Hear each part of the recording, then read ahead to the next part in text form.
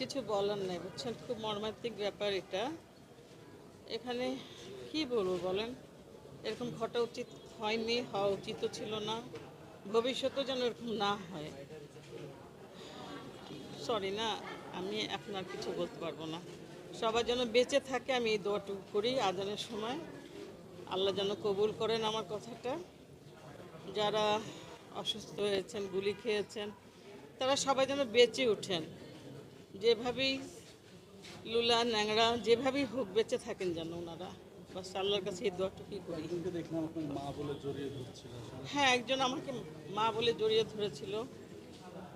আরেকটা ছোট বাচ্চাকে আদর করলাম, সে এসে বললো আমার ছবি দেখেছে, ভালো লাগলো, বাস ঠিক আছে।